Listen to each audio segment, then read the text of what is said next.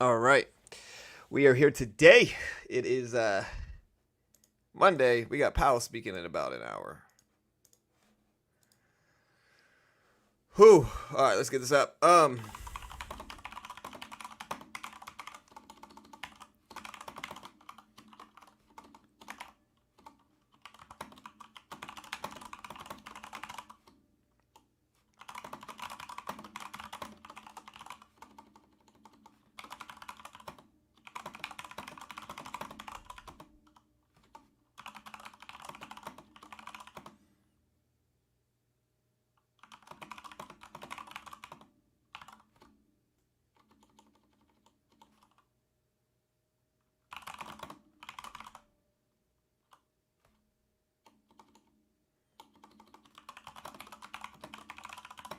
All right.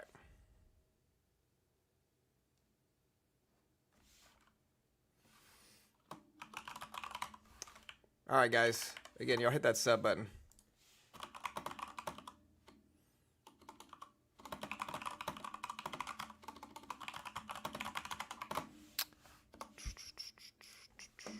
All right, so market mostly since I left this morning has moved up. You can kind of see Tesla up, Nvidia up, Q up. Yeah, there's Nvidia. You can see like Apple. Apple's up. Microsoft, slightly green. Google, Tesla. Everything looks pretty solid. Let me get some music playing here. We got about an hour. I'll put a timer up.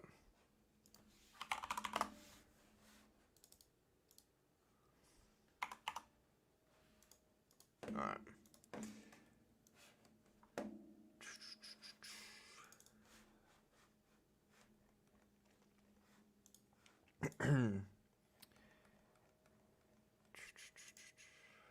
Let me go back to some of this old music.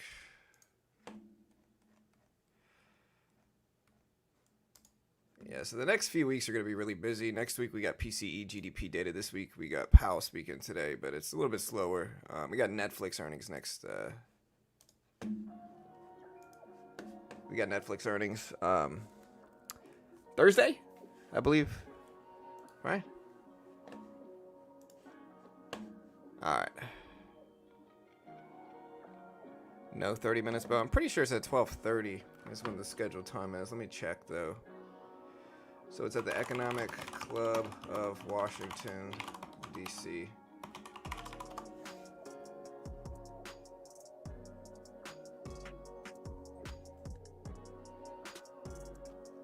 I thought it was at 12:30. A couple places that I'm showing have Powell at 12:30. But or I guess one of them has 12. Maybe I'm a little bit late.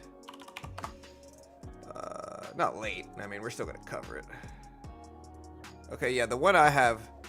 I'll have to find this myself. Let me find it. There it is. Yeah, so the Fed Reserve website has it at 12:30. So the Fed Reserve actual website has it at 12:30, and yeah, so it's at 12:30 Eastern Standard Time, per the Economic Club of Washington. So yeah, it is at 12:30. It's from 12:30 to 1:30 with David Rubenstein. So technically, it's at 12:30.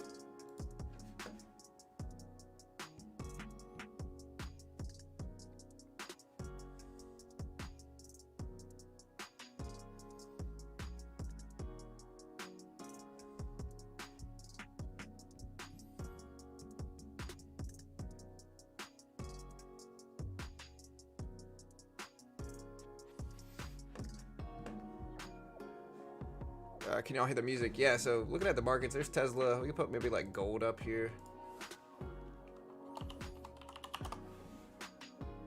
Gold pushing towards highs today. I'm in gold. That's nice. I'm going to just close out a quant tower right now and exit out of it since we're doing a speech here. It's going to be easier to close this down for now and just widen this out and look at these charts. I don't know what gold is going to do. Gold is pushing up ahead of it, though. So gold is pushing up. Most of the market's up, you know.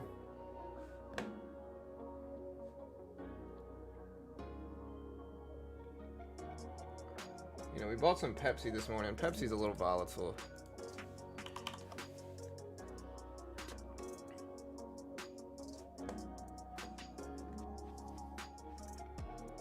Yeah, what's up, Beach?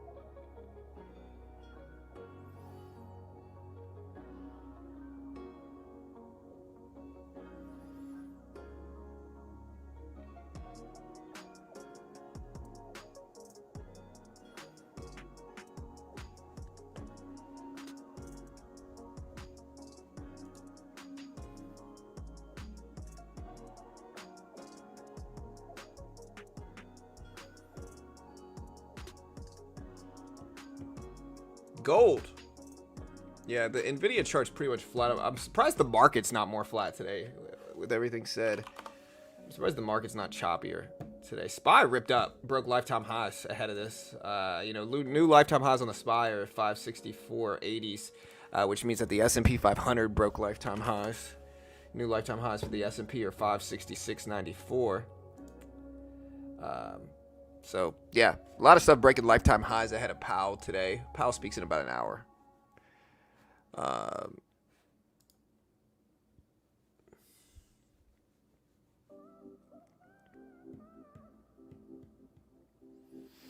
Yeah, and this is per the Economic Club of Washington. It's going to host an event from 12:30 to 1:30 where Powell speaks with David Rubenstein. Yeah.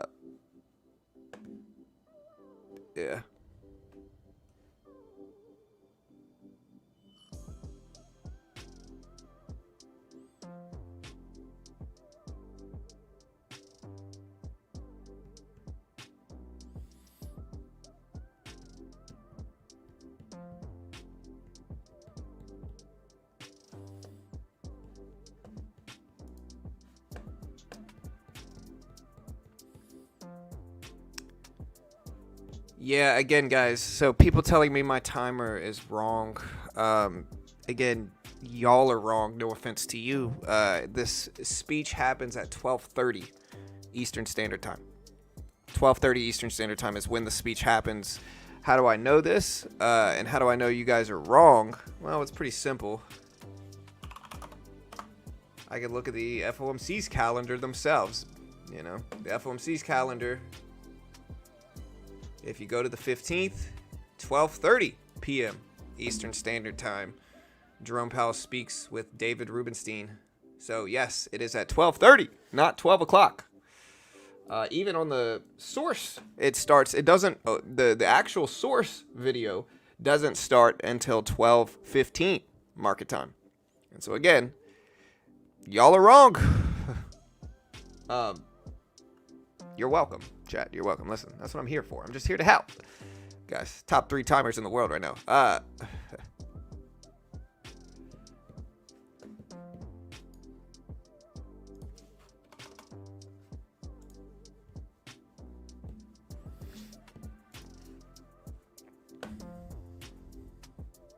right, guys, let's do this.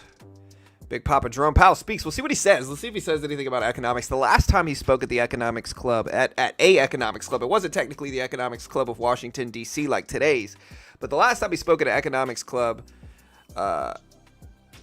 he talked about the economy.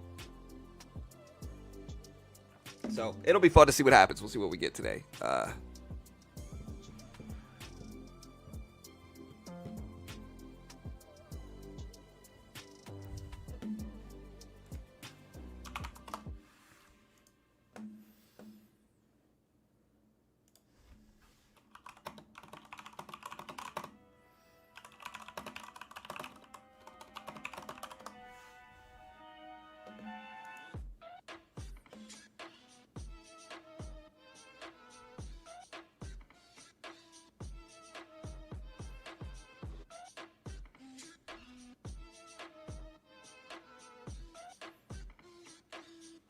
All right, guys, NVIDIA bouncing up. Tesla, let me put the NASDAQ and the SPY up here. Here's the S&P, which, again, recently broke lifetime highs. You can see it's actually at 5660s. Started to test it again. Gold's on the right. We can put the dollar index up. Maybe NVIDIA's kind of flat today. Dollar index is currently at 104s. So gold on the right. Gold has been breaking lifetime highs. The S&P has been breaking. Gold has been mostly following macro markets for a while.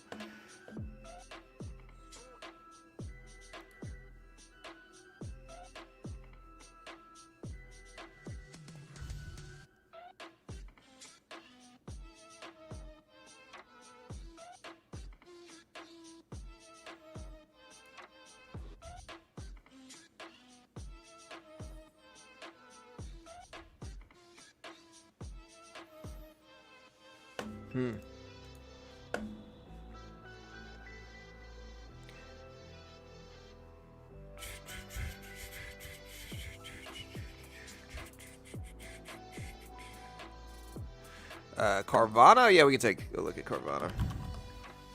Carvana is at 140.8. So good. Carvana's been ripping up.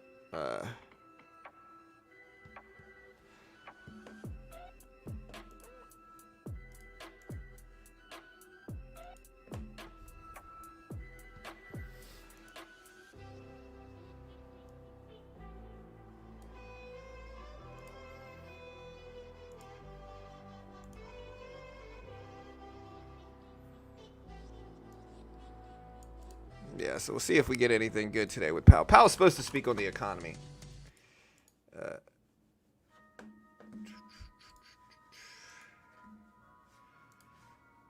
So Powell's supposed to speak on the economy. We'll see if he does.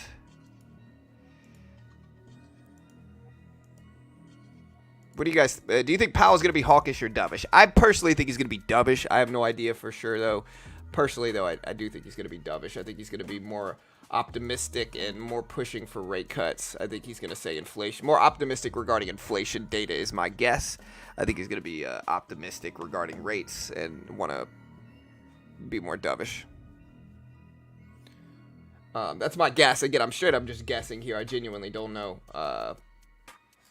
what's going to happen here. Just a straight up guess. But that's my guess. Gold pushing up again today. Which stock will benefit? I don't know. IBM is breaking highs again today, too. GameStop moving up. AMC and other meme stocks are going up as well. Carvana at almost 141s. A little bit hawkish because of PPI last Friday. Yeah, but CPI came in lower than expected, Robert. So, CPI, I would argue, objectively is more influential than PPI, right? So if CPI comes in low and PPI comes in high, I would say the outlook is more weighted to CPI versus PPI. And so in that regard, I would say that he's going to be more dovish, more pushing for rate cuts, less contractive monetary policy, less restrictive monetary policy. And he's going to be pushing more towards rate cuts because he's going to argue that the inflation data looks better, is my guess. And again, it's just a straight up guess, but that's what I think. What do you guys think?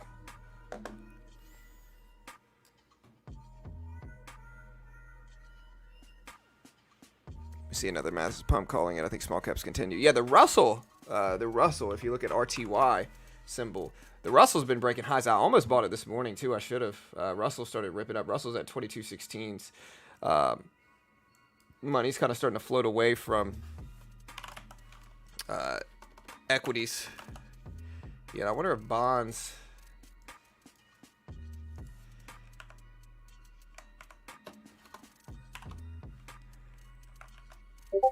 There's bond yields. Bond yields are going down. Price of bonds are going up. Let me see.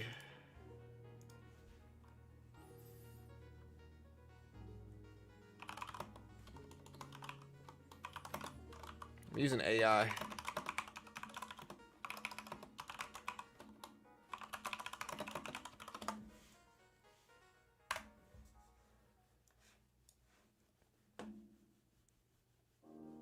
Semi-holding SPY, AMC. What are we trading? Calling hike hint. No, I don't think we're going to raise rates at all. Yeah, I think we're going to hint hard on a cut. Exactly. I don't think. You know, one of the things that I realize is like, and again, this stems from, like, you see it, like, one thing that I've noticed, guys, and again, a rate hike.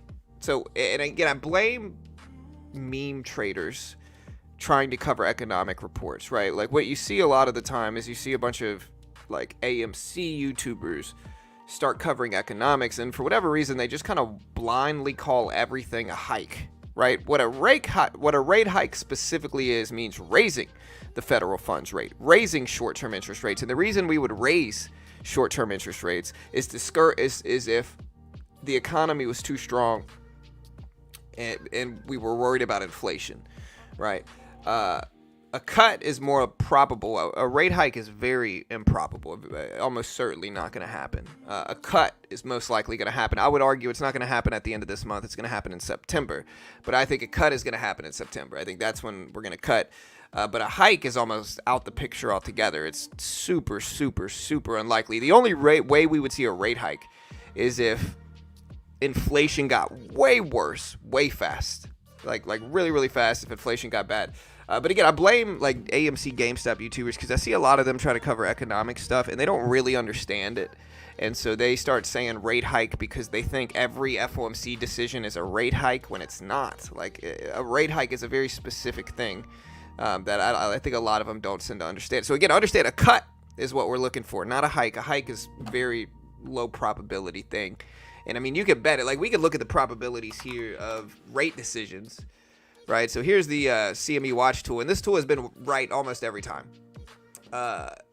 In July, most people are still expecting a pause, so no, not a hike, not a cut, a pause.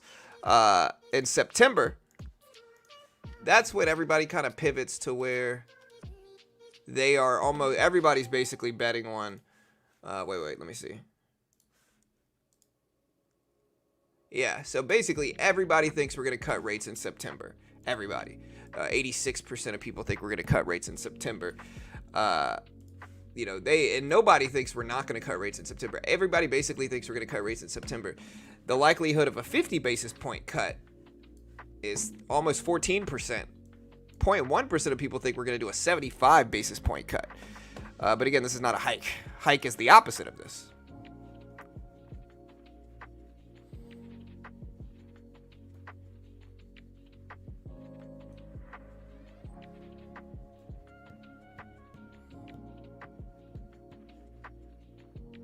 So hopefully you guys understand this, what a rate cut is, what a rate hike is. What you want to just stop following people that don't understand economics, that are trying to cover economics just to get the views. Most people, like, there's just very specific jargon. Hike means raise rates. It means hike it up, like raise, you know. Anyways.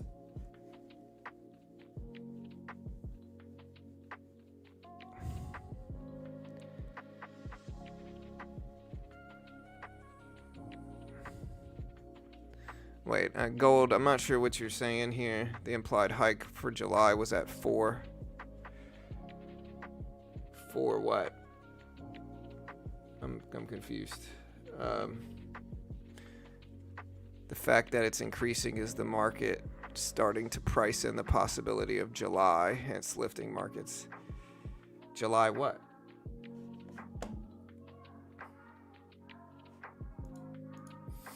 Again, in July, there's nobody betting on a rate hike. In July, 87% of people think we're going to pause rates. 13% of people think that we're going to cut 25 basis points. Cut. This is a 25 basis point cut. It's right here. That's a 25 basis point cut. This is a pause. That's where we currently are already, is 525 to 550. Just a...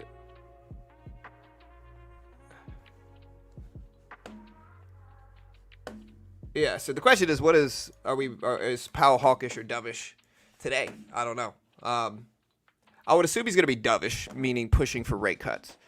Hike is virtually out the picture. But I would imagine he's pushing for rate cuts. So I'd imagine he's pushing for cuts in rates. But who knows, man? Who knows?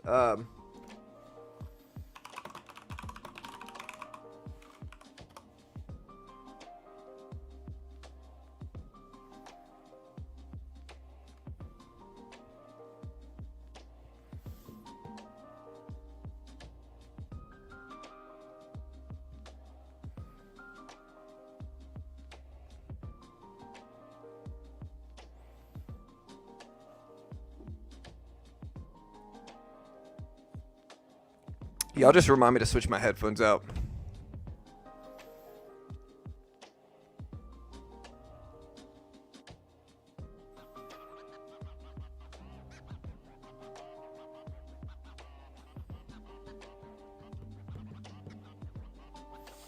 Yes, we'll see what Powell says. Powell goes live 12:30 Eastern time. Originally it was scheduled for 12, but that's changing.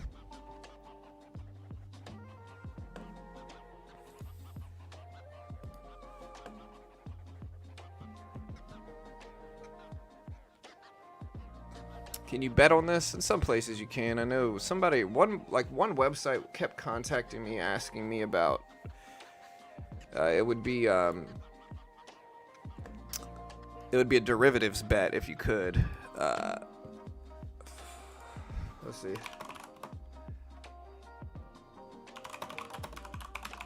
Let me see. There's got to be some. I know there's a way you can bet on them. There's like some. There's certain websites where you can bet on them.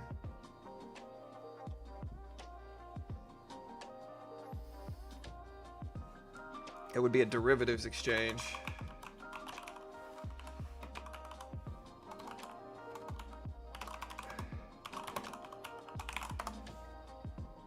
But I don't see anywhere you could. I know there's a site that you can. I just don't know what it's called.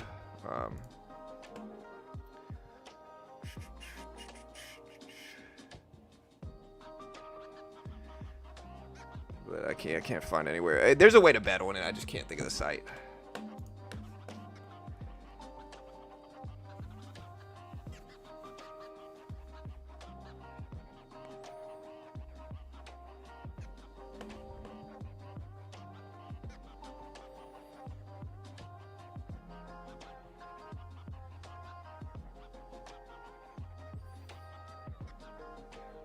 Yeah, but do you think a hike? I guess the question though, entrenched, is do you think a hike is even a reasonable thing to expect for anybody out there? Nobody really is expecting a hike. Nobody is expecting a hike.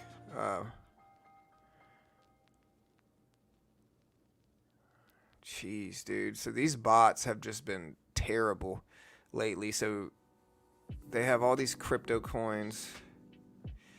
I have to basically like ban the word coin. From now on, I'll probably just turn comments off on my YouTube videos because these guys just never stop. I try to ban them all, but they just keep on coming. It's better to just kind of turn comments off of my videos completely. I should probably do it with this one too, but these bots, man, they're freaking terrible.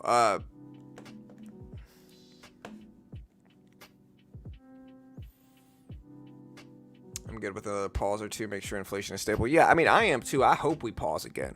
But again, the question is, who knows if we're going to. You know, I just don't think we're going to pause again. I think instead we're going to pause one more time, and then we're going to raise, and then we're going to cut rates in September is what I think we're going to do.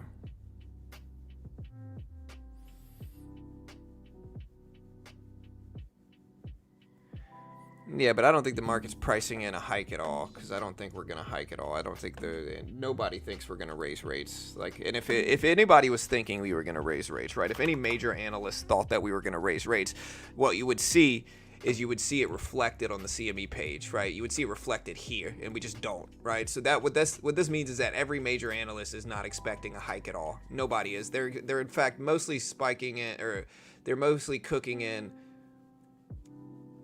rate cuts in September, November, and December is what everybody's basically betting. Like they're expecting to cut rates heavily for the rest of the year now. Most likely because CPI inflation data showed optimistic signs. Now the real question for next week is PCE data. Next week we have PCE, which is a very big report, a very relevant report.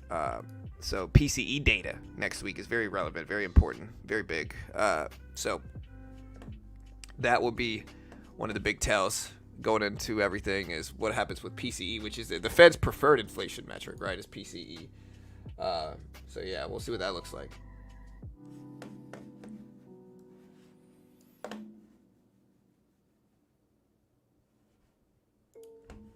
No hikes, so that means Well, I mean, we've already raised hikes, okay. It feels like a lot of people don't understand economics, so I'll try to explain it the best I can. Okay, so the Fed has already raised rates. 2020 happened. Okay, let me do this a little bit better. 2020 happened. Right. 2020 happened. Okay. After 2020, the pandemic occurred. The Fed brought rates down really low, right? And they brought interest rates down. These are interest rates they're controlling. They brought interest rates down. The consequence is that spending dramatically increased. And they did this intentionally to save the economy, you know? Once they brought rates down like this, they printed money, they sent out stimulus checks, they cut rates down to almost zero, and they kept them there. The consequence was inflation spiking up to almost 10%, right? So inflation spiked up to almost 10% following 2020. Okay, so following 2020, inflation spiked up to 10% almost. So what the Fed decided to do with inflation being at 10% is they started rate hikes. They started raising the federal funds rate. They would raise interest rates. Every meeting, they would raise interest rates. Every meeting, they would raise interest rates. Every meeting, they would raise the federal funds rate, raise interest rates. And so eventually rates got to a point where they are now, which is kind of what they did. They got to a point where they're at where they are now, which they raised rates really aggressively. Interest rates went up dramatically, discouraging spending. And then they've been pausing rates for the last year straight. So they pausing rates for the last year straight. And so rates are still very high. You know, rates have gone up dramatically and they've kept them there, right? Now the question is, when are they going to start cutting these rates back down? You know, and they do this to combat inflation. They're bringing rates up high to discourage spending to combat inflation. Now the question is, when are they going to start bringing these rates back down a little bit? You know, cutting these rates back down. But again, the risk of doing so is inflation. You know, inflation, the last time rates were brought down a lot, spiked. And once prices go up, they don't really go back down. And so that's the risk, right? Is inflation spiking up higher and higher and higher. All right, but the point is, rates are already high. They've already been climbed up, and they've been pausing them there since then, right? So the rates are already high. The question is now, when are they going to start bringing rates back down? You know, and who knows when that happens? Again, a lot of people are expecting September, so I would go with that.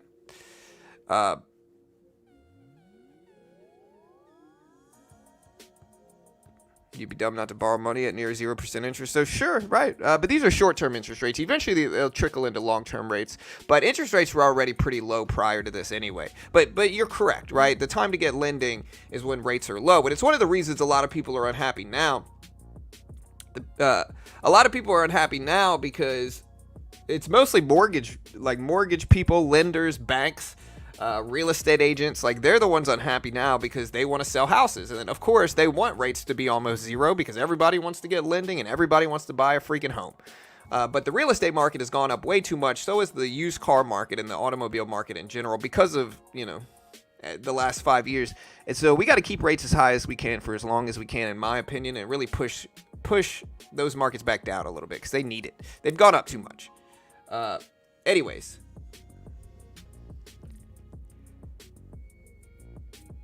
Again, Powell speaks at 12:30 market time. 12:30. It's at the Economic Club of Washington, D.C. We're going to stream the entire thing live like we always do. It doesn't happen until 12:30.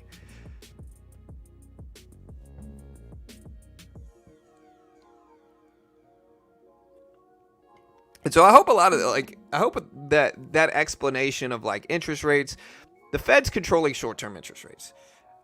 Eventually it trickles into long-term rates, but it does have a lag. It does take some time. It doesn't happen immediately,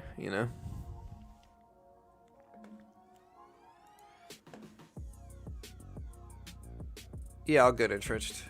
John for Fed chair. Yeah. Well, Powell seems to know what he's doing too. Everybody hates Powell, but Powell, I haven't really disagreed with Powell that much in terms of his decisions with interest rates. I haven't really disagreed with Powell that much. Powell. Here, so the speech is actually at 12:30. Let me change my title back. I haven't really disagreed. Everybody hates Powell. I don't know why.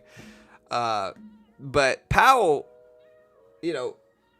he hasn't really made any decisions that I could, if I was chairman, I wouldn't necessarily make. People get mad at him from the pandemic, but the pandemic wasn't Powell's fault. He can't control what happens there. And so I'm not really against what Powell's done so far. I mostly agree. The only thing I would disagree with is if he starts cutting rates too early. I don't think we should cut rates especially this month or September. I think we should maybe cut them in December. Maybe do one 25 basis point cut in December and keep things high for now. Really push down inflation. Inflation's gotten really bad, and so if you want it under control, you need to keep rates high for as long as you can. So.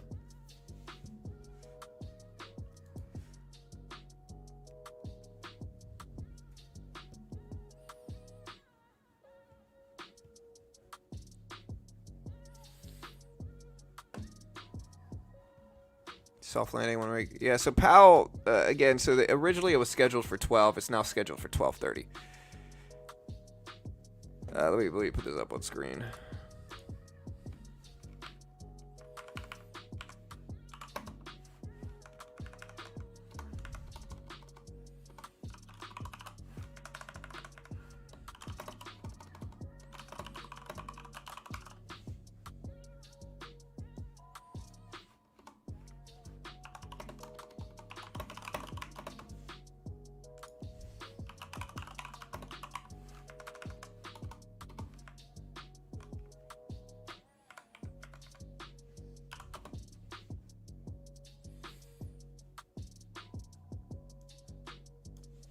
So again, we put this up. So the Powell speech has been rescheduled for 12:30 p.m. Eastern Standard Time. And again, we're going to stream the full thing live as it happens. But yeah.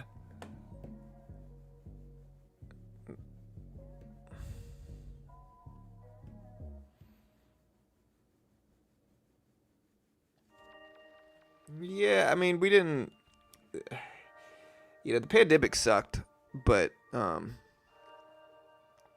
the bad decisions that happened from the pandemic were not Powell's fault, I believe. Like, Powell did what he should have done, which is tried to avoid a recession, right? And the way you try to avoid a recession is you bring interest rates down. You try to stimulate spending any way you can. If people are struggling, if people aren't working as much, if you don't have enough spending going on and the economy's at risk, what do? You bring interest rates down, you print some money, you try to save the economy from a depression is essentially what happens. And that's what they did, mostly. Maybe you could argue maybe they printed too much money. Maybe they sent out too many stimulus checks. That's one of the arguments, and I understand that argument for sure. But I also kind of play both sides here, where if we didn't do that, people would be complaining that that the politicians or the Federal Reserve didn't do enough, right? They would be saying, oh, they didn't do enough to help, but why are we paying these people, they would say. So, like, no matter what, people would have been unhappy in that situation. And again, it's not the Fed's fault. You could disagree with some of the decisions made by politicians in that period of time, and I get that for sure, but it's not really the Federal Reserve's fault. They did what they should have done, which is brought interest rates down, stimulated spending as much as they could.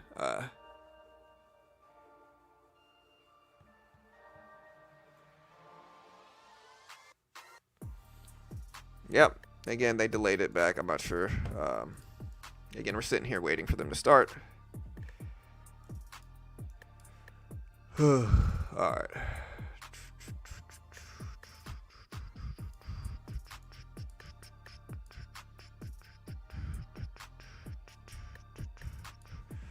All right. Yep. So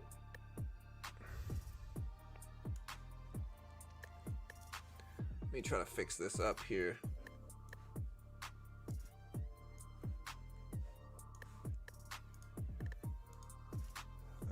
We'll get this out of the way.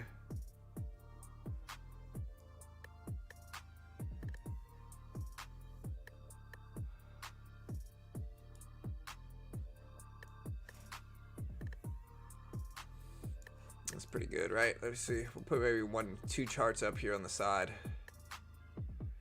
Yeah, but you got to see the countdown on the screen too. I'll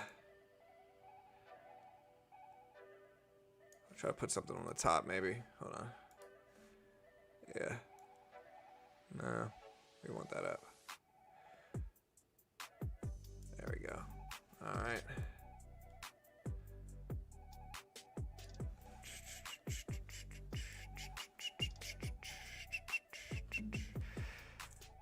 Yeah, they're going to be starting it. They're starting the stream up in about 10 minutes, but the actual speech isn't set to start for another 20, 25.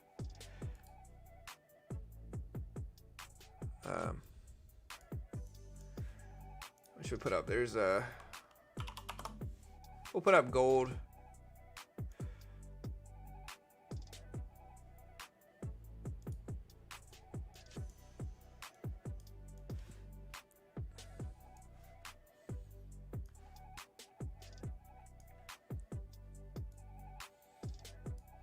There's the dollar index, the S&P. We'll put it up maybe like the Q.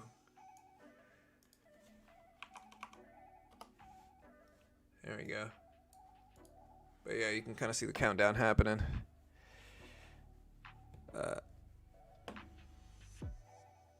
I'm watching multiple channels, but brother, you provided the best info. Hey, thanks, man. Yeah, they changed it to 12:30 chat.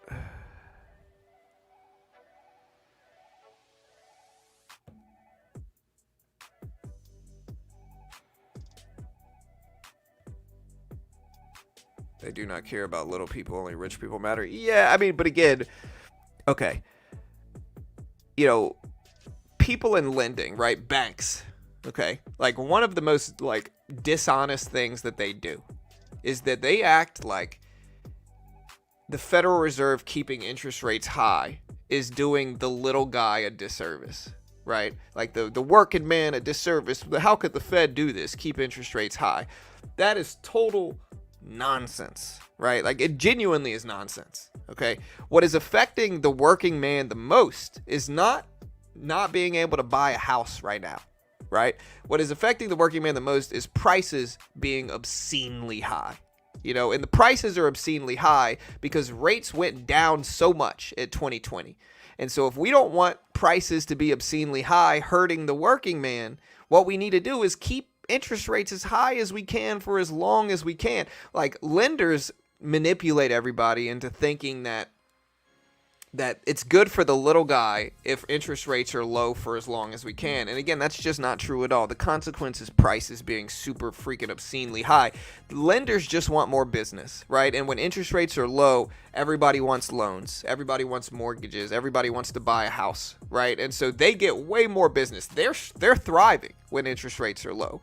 And so they're going to try to act like they're championing for the working blue collar man, when really the thing that would help the working man the most is keeping interest rates as high as we can for as long as we can and really pushing down prices, because that's the only thing that will help us right now. If not, prices are going to spike up another 10%. And if they think the working man's unhappy now, he's really going to be unhappy if prices are freaking, if inflation spikes up another 10, 11, 12%. You know, then they're really going to be in chaos and it's going to be disruptive. So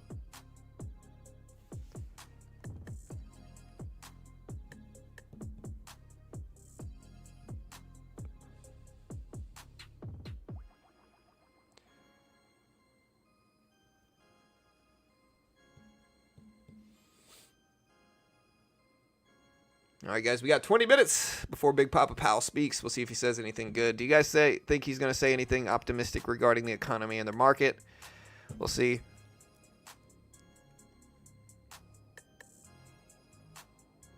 Yeah, keep them high. Like, again, the only thing, if you think it's good for the working man for inflation to spike, for spending to increase, it's not. What makes prices affordable is but when people stop spending so much. And the only way they're going to stop spending so much is by keeping interest rates high. Like housing, cars, prices for those things have gone up obscenely over the last 5 years, right? House prices have doubled in 2021. I bought my house in 2021. It's probably not good for me for my house to decrease in value, but I don't care because I know it's necessary, and I know long-term prices are going to go up regardless. Like, this house is going to appreciate long-term no matter what.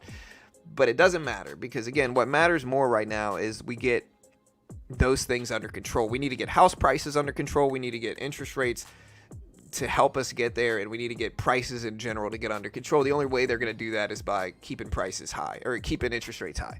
If they're not high, consumerism is going to happen, spending is going to occur, everybody's going to be spending like crazy, and you know, lenders are going to be happy. You know, your bank is going to be happy because they're going to have way more like customers. They're going to have way more mortgages, way more auto loans are going to get thrown out there. And so again, they want that to happen, right? But the consequence is prices. Like, you're going to pay for that. You're going to pay for their business increase. And again, it's not going to be a good thing for you. The only people that are really negatively affected by this is real estate people, like lenders, commercial real estate agents, they're the ones that are really, and I'm a real estate agent myself, but keep prices high. I'm okay with it. Or keep prices down, keep interest rates high. That's the only thing we can really do. I'm going to go ahead and switch my headphones out.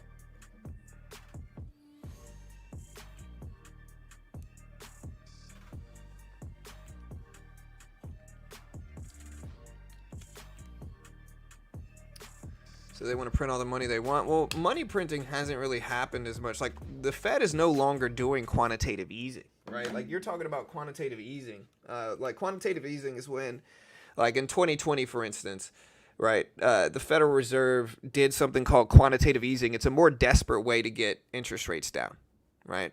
Quantitative easing means that they print money through creating bank reserves, online bank reserves, and then they use those online bank reserves to buy financial assets like bonds mostly.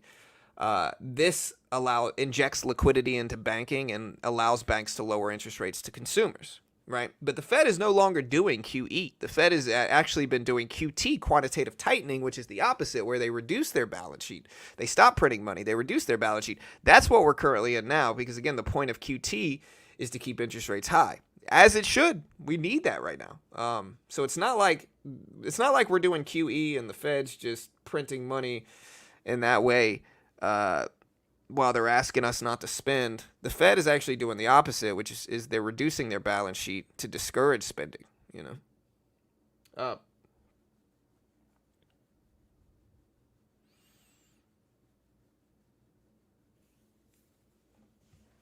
right. Again, let me know if you could hear the music. There we go. Yeah, no, for sure. That's why we have 100%.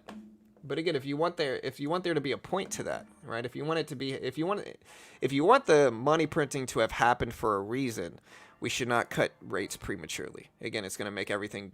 It's going to cancel out the good that it did.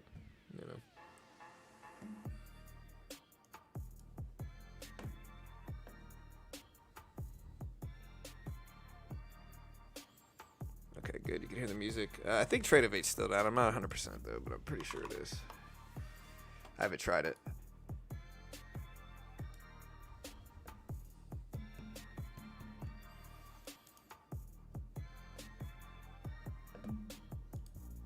Yeah, it's still down.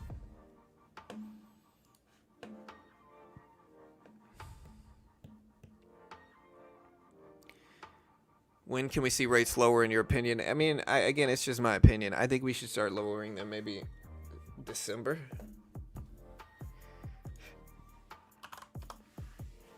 But you also have to understand why they're talking about cutting rates this early. They're talking about cutting rates this early because it's an election year and they're getting political pressure to cut rates. Because again, what makes a campaign look good? A thriving economy, right? And so those are the people pressuring the Fed chair to cut rates so that the economy can look strong during an election year and it'll be better for their campaigns, if that makes sense, right? Like, that's what they're doing. And so, yeah, that's essentially why we're getting all this pressure to cut rates, in my opinion, prematurely, because, again, the consequence is going to be inflation spiking up. And then, and so, again, I don't think we should cut rates just to make anybody look good. I think we should keep rates as high as we can for as long as we can and discourage spending. Because again, like, if by bringing interest rates down, it's gonna benefit the economy short term, but the consequence of that strong economy short term is inflation. And so we could always cut interest rates down anytime we want and make the economy look good, but it doesn't mean we should. Is the point? So I hope all that makes sense, right? Like, that's the point. By bringing interest rates down, it helps the economy and it makes politicians look good, but it doesn't mean we should. Yeah,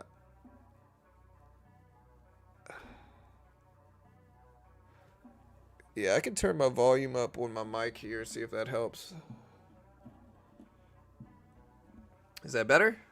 I tried to turn the volume up. I don't know if it's going to help or hurt. Let me know if that's better. I'm trying, Let me know if that made it better or worse. I'm going to be muting myself during the thing anyway.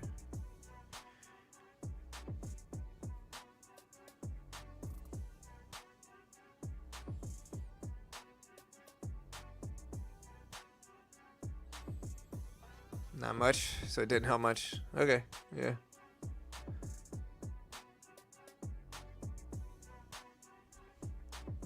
A little better? Okay.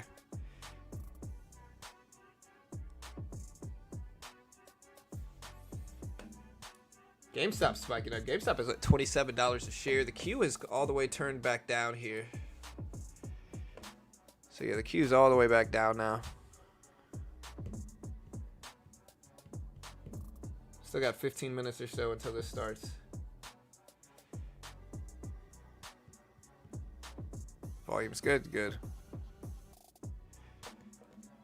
Yeah, I think so too. I think we should keep rates high for as long as we possibly could.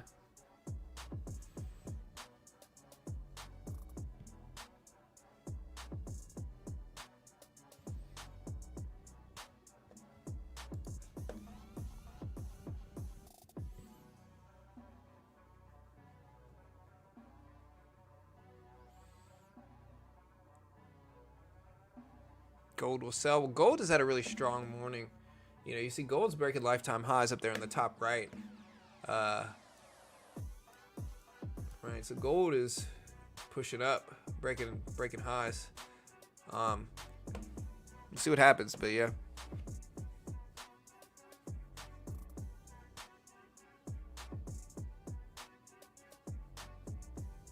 How will it affect crypto market? I'm not sure. Crypto kind of has like a macro effect on everything.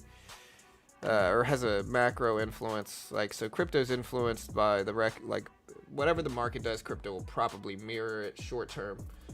Long term, it's a different animal, but short term, whatever happens will probably get mirrored in crypto.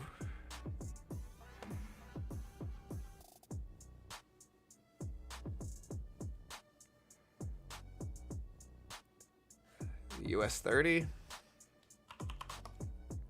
Dow, yeah, the Dow's over 40K. Dow's up to almost 41K. Everything's up a lot for me personally. Like everything's kind of up a lot for my taste too, to be honest.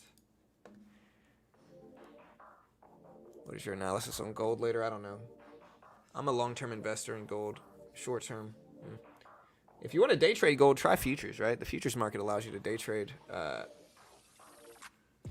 You know, in the futures market on Apex gives you a demo, and they test your skill with a demo in futures. And in the futures market, you can day trade gold. Patterns are very similar to like blue chip stock patterns. You can day trade the S&P, the NASDAQ, the Dow, the Russell in futures. No PDT rule, right? Apex will give you a demo, and they'll test your skill with that demo account first. If you pass the test, they fund you the same amount. So the base one, they give you a 25K demo. If you can make 1,500 in profit without losing 1,500 and following their rules, they fund you 25K with a 90% split. So it's similar to putting the money up yourself. Once you're funded, you got a 90% split, only a 10% difference to putting the money up yourself. But if you lose, you're only out $35 basically. If you use my coupon code and link, it's $35. You can also get the 150K, 250K, and 300K challenges where you get funding, hundreds of thousands in funding for the same price, about $35. And again, you can trade gold, and prices is very, or it's very similar to putting the money up yourself, just slightly different. But it's a way to limit your risk, and you know most day traders lose. So I mean, if you think you're going to be profitable, most day traders lose. If you want to check it out though, here's the coupon. You can use my coupon code BT, Beginner Trading BT. We'll get you the max discount. Understand though, they're a sponsor of mine. They pay me money. I'm biased because they pay me money. You know, they're a sponsor of mine. I might be terrible. I have no idea what I'm talking about. I do trade off stream. You're not going to see all my trades. Understand CFTC 4.41, hypothetical or simulated performance have limitations. And remember, most day traders lose, chat. Almost all day traders lose money, right? So if you think you're going to be different, you're probably not. This is just a cheaper way to risk. Instead of risking thousands in your own account, this is a cheaper way. Yeah,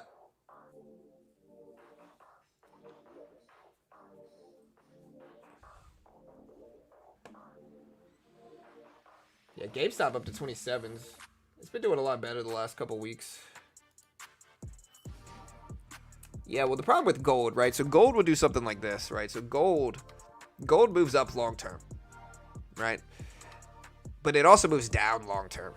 You know, up long term, down long term, right? The problem is that this might be 10 years. The other, the good thing is that this might be 10 years. The bad thing is that this might be 10 years too.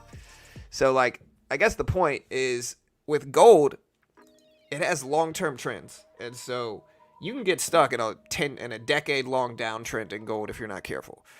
And so I like gold long term. I think it's one of the best long-term inflation hedges. But there's also bear markets that happen. I think the single best time to buy gold is if it's downtrending for years, right? If gold is downtrending for 3, 4, 5 years, that's the time to go. Like, that's the time for me personally.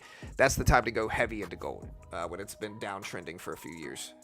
You know, that way your downside is relatively limited, and gold's usually going to be fine long term, but your upside, you know, is big. That's how I would approach gold. Powell speaking in about 9 minutes, 8 minutes.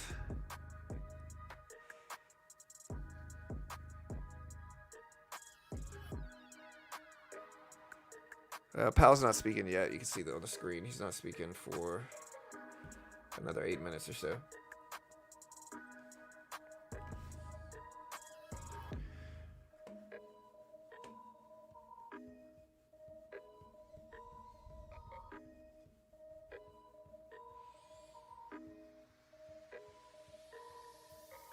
Yeah, I mean, you still day trade gold and whatever. What I just said is completely insignificant. Then, all right, guys, let's do a poll here.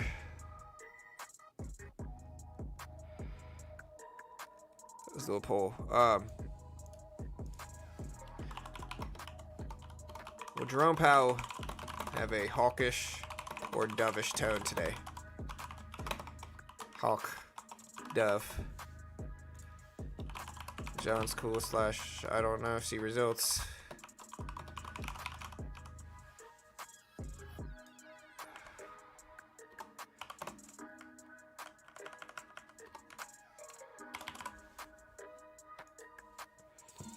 All right, guys, vote on the poll. Will Jerome Powell have a hawkish or dovish tone today?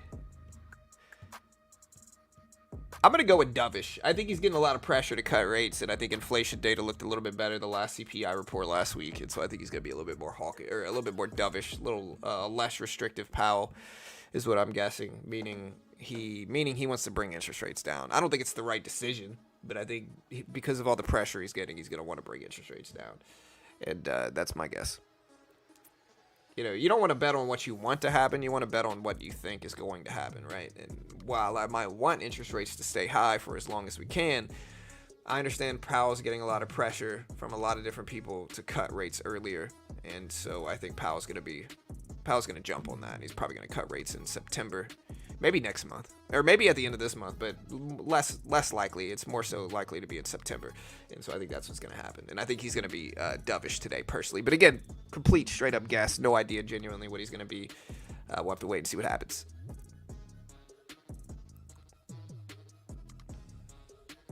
Dove means rate cuts.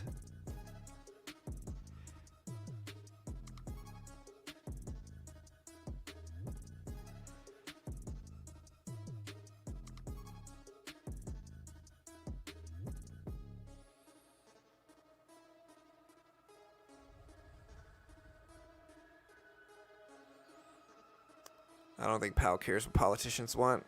I do. I think he does.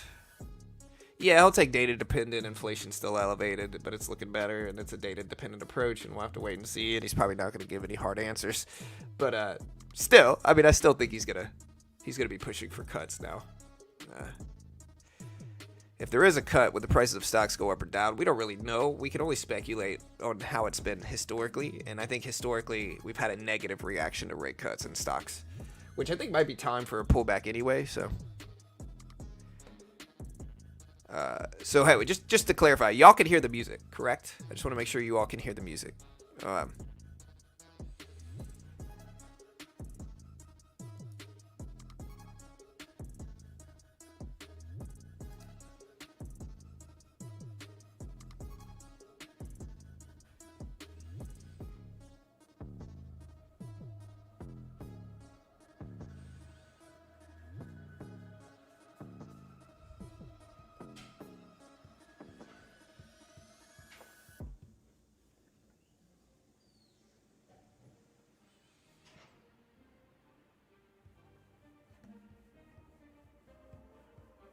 All right, guys. You guys ready? We got about 3.5 minutes, 4 minutes left.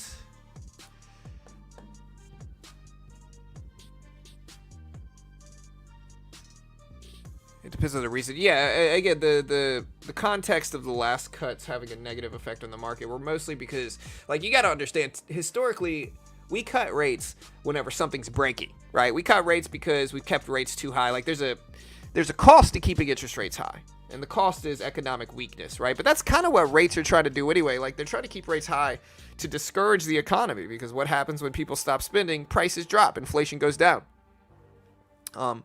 And so that's one of the contexts of this report as well, is that prices, again, have gone up dramatically over the last 5 years.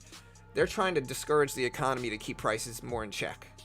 But if we keep rates too high for too long, the consequences, recessions, depressions, economic weakness, right? And so historically, when we cut rates, a lot of the time they were doing so to avoid that economic weakness, and because we were seeing economic weakness already.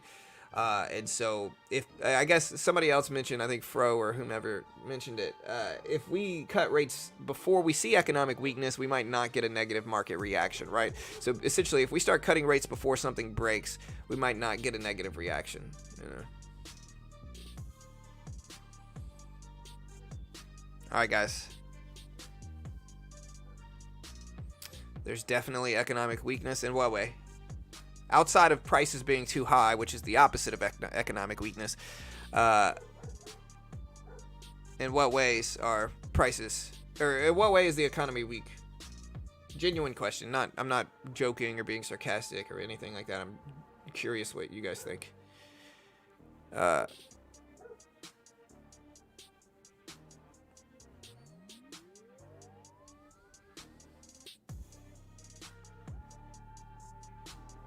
In what way, Cobra? Unemployment's at 4.1%. It's pretty low, right? That doesn't signal economic weakness. Again, genuinely curious. In what way is the economy weak right now? Unemployment's low. Payrolls are high. Jolt's job report was high. The only way the economy is weak is inflation. Labor market's actually been really strong over the last 6 months. You know, now I'm not saying things are perfect and rosy and fine. Again, we still have a massive inflation problem, which is, again, why I think we need to keep rates high. You know, that contributes more to why we should keep rates high, not, you know, cut rates. That would just make the problem worse, exacerbate the problem. Right, inflation's high, sure, but that's an argument against cutting rates, not for it.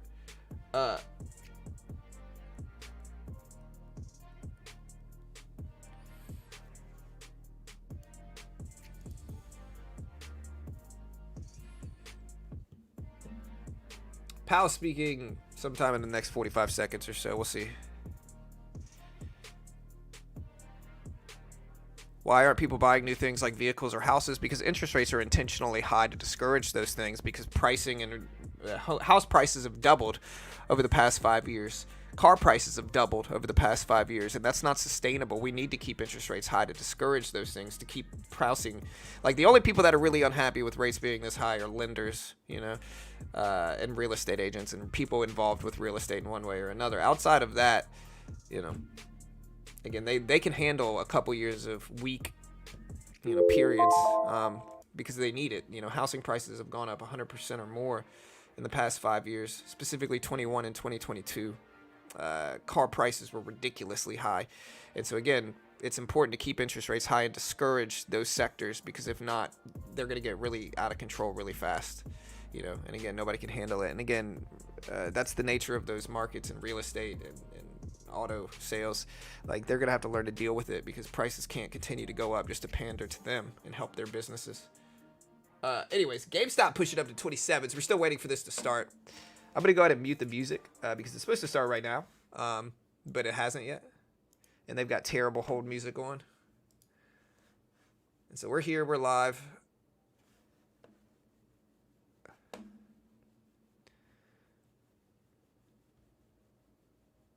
You know, they've got this really weird thing where their terrible hold music is only coming in on one headphone. And I know it's not me, or because the music I'm playing in the background is going in on both.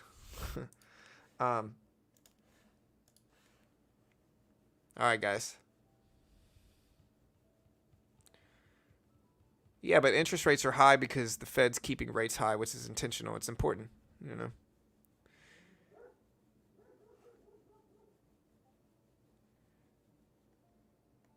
All right, guys.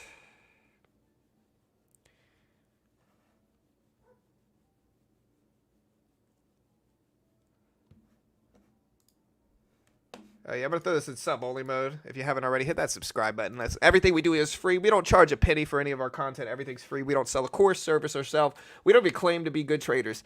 Hit the subscribe button. We appreciate it. We're gonna put it in sub-only mode, right? Meow. Y'all hit the sub button. Waiting for them to start. They're late. Again, that's not me. We're waiting on them. Like, you got the video up on screen. They just haven't started it yet. So we're waiting for them. Hey, Mom, your power's back on, or it should be.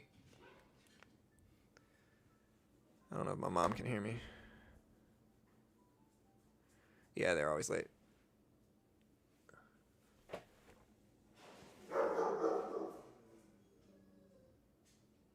Hey, thank you, Barnes. Appreciate it. Where's Nobles at?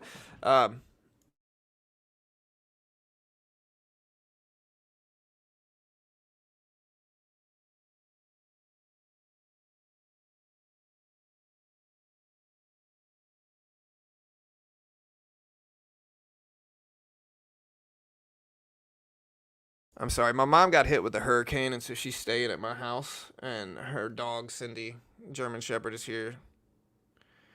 So again, we're waiting for them to start. They still haven't started yet. They got some really bad hold music on. Again, we're waiting. They just haven't started yet.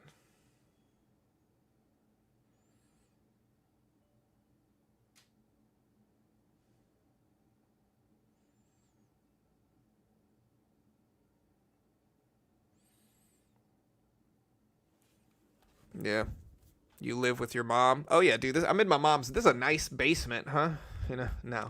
No. I'm married with kids. My mom is staying with me now because Hurricane Beryl took her power out, and it's been out for weeks. I'm pretty sure it's back now. That's what I was just trying to tell her, is that her power is probably back, at least according to the maps. So she should be able to go home now. But Hurricane Beryl wiped it out. Center Point's terrible, guys. Horrible. Still waiting for them to start again. They haven't started yet. We're completely live. You can see it down here. We are live, and this is their stream. But Fed is late. Sometimes. She probably does like my house better. Hey, Mom. Come here. Here, don't let Cindy in, but your power should be back according to the maps. Oh, really? Yeah, that's what it says. Okay, good. Yeah. All right. All right, guys, we're waiting for them to start. They're just late. Your wife should be thanked for taking in her mother-in-law. Dude, my wife's in-laws, or my in-laws, are here constantly. I'm literally, like, live with my in-laws. So she'll be all right if she has to deal with my mom for a week or two. I literally, like, live with her parents. Her parents are here constantly. I love them, but, you know, it can be exhausting. No matter how cool or chill any in-law is, you're still living around in-laws. It's still not the funnest thing in the world, you know. Powell's pretty late a lot, I would say. He's late today. It's all right.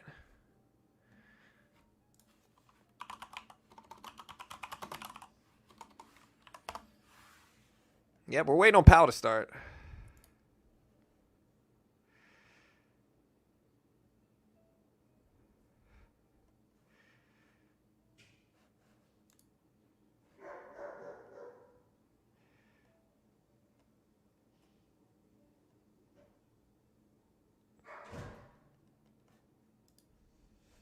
All right, guys.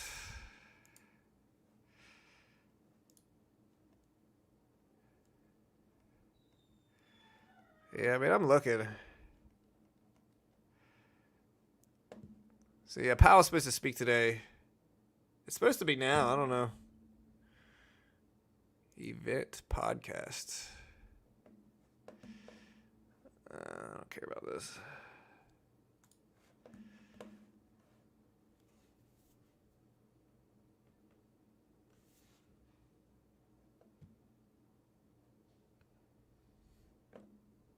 All right, we're waiting here, chat. Listen, I'm doing my best.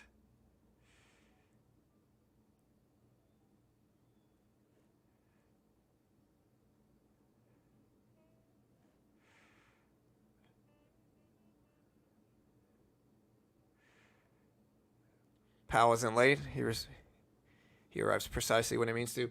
You know, so Powell, just a little fun fact here. Powell has, for the last year, Powell has been getting harassed by environmental activists. They lurk in the shadows waiting for him to speak and then jump out and scream about some type of activist thing. I don't even know. Nobody knows. They do a really good job of putting them, like, nobody can ever hear what they say. But they are lurking in the shadows. Powell was even caught on tape cursing, like 6 months ago. From some of these activists coming out. Powell famously said, "Close the blanking door," you know, and so you could tell. Maybe they're while we're late. All right. What color will Powell's tie be today? Yeah.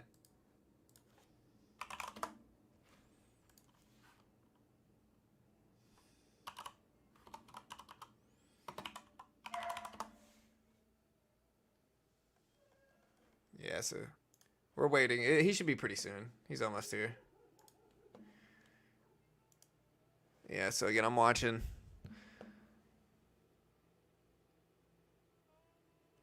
Waiting. They got some jazz music playing in the background. I kind of like it.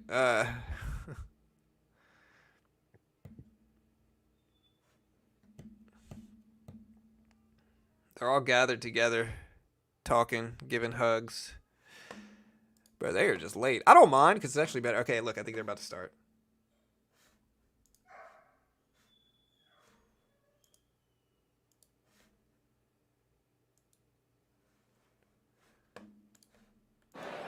Okay, everybody. Can I have your attention, please? Start the video. Start the video. Thank you. So we're very honored today to have the chairman of the Federal Reserve Board, Jpow, as our special guest. Jay, thank you very much for making the time. Start the video. Great to be here. There you go. So, over the weekend, there was tragic events in Pennsylvania. Some people wondered whether that would affect the markets today. Can you give us any insight as to whether you think it's had any impact on the markets? David, I think I'll leave the markets out of it for a second, if I can, and just say that it was really a very sad day for our country. Political violence has no place in our society, and I condemn it in the strongest terms. I know we all do. A man died at a political rally. 2 other people were critically injured. It's just a sad day. And I'll say that I'm grateful that the injuries to the former president were not more serious. I'd rather not comment on the markets. It's too... Okay. So let's get another answer that you don't want to give. No foreplay, huh? So there are a few billion people in the world who are waiting to see what interest rates are going to be doing. Do you have any insights on where interest rates might be going? So I'm going to take that as a great opportunity to talk a little bit about the economy and then talk about where that leaves us with policy. So I would just start by saying that the U.S. economy has performed really remarkably well over the last couple of years. 2023, last year, was a year in which the economy grew well above 3%. The labor market remained very strong, unemployment remained very low, and inflation came down at quite a sharp pace, particularly in the second half of the year, by a very large amount. And that forecast was almost unheard of. It was unheard of before 2023. So big upside surprise that year. This year, we had expected the economy to slow a bit gradually, the labor market to continue to gradually cool off after being overheated a couple of years ago, and inflation to continue to make progress. And something like that is basically what has happened. The economy is growing now at about 1.5% in the first half of the year. Most forecasters have about a 2% growth rate for the full year. The labor market, again, has moved into better and better balance to the point where I think you can now say It's essentially no tighter than it was in 2019 before the pandemic. Remember that the labor market of 2019 was a very strong labor market. So we're back to that place, no longer overheated. On inflation, in the first quarter, we didn't make any more progress. The second quarter, actually, we did make some more progress. We've had now 3 better readings, and if you average them, that's a pretty good pace. So turning to policy, your question, what we've said is that we didn't think it would be appropriate to begin to loosen policy until we had greater confidence that inflation was moving sustainably down to 2%. We've been waiting on that, and I would say we didn't gain any additional confidence in the first quarter, but the 3 readings in the second quarter, including the one from last week, do add somewhat to confidence. We've also said that we're a dual mandate bank.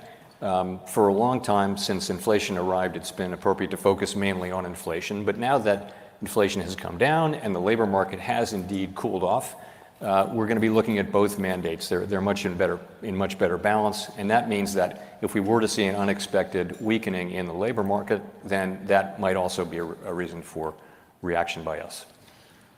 Okay, I think I understand.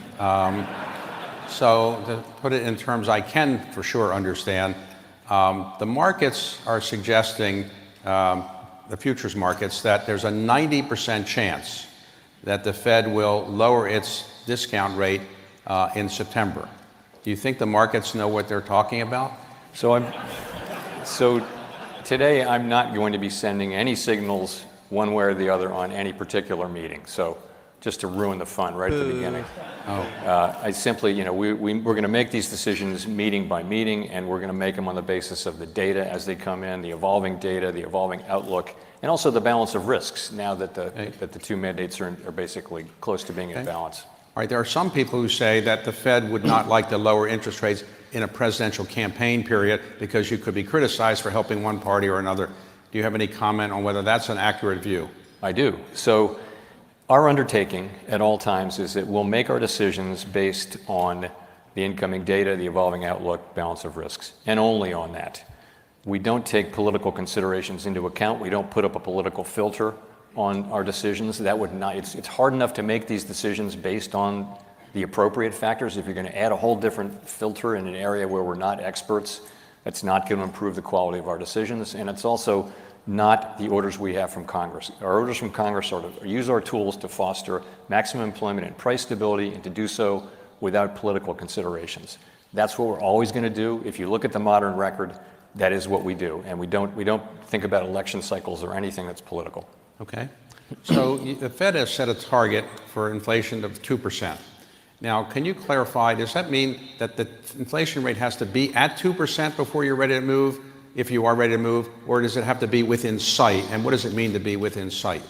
So when we change interest rates, that tightens financial conditions, and that in turn affects economic outcomes, growth, labor markets, and ultimately inflation, but with lags that can be long and variable, as Milton Friedman famously said.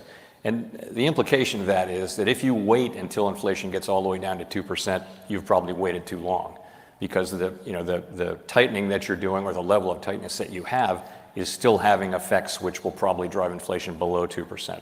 So we've been very clear that you wouldn't wait for inflation to get all the way down to 2%. Our test has been for the past quite some time that we wanted to have greater confidence that inflation was moving sustainably down toward our 2% target. And what increases that confidence in that is more good inflation data. And lately here, we have been getting some of that. Okay. So when you say we, let's talk about who we is. The FOMC, for those who don't follow Washington acronyms, it stands for what? What is the FOMC? It's the Federal Open Market Committee. Okay. And who is on that committee? It's a little bit complicated, our structure is. We have 7 governors here in Washington, all nominated by the president and confirmed to staggered 14-year terms. And we have 12 Reserve Bank presidents at reserve banks around the country. All 19, 7 plus 12, are participants on the FOMC.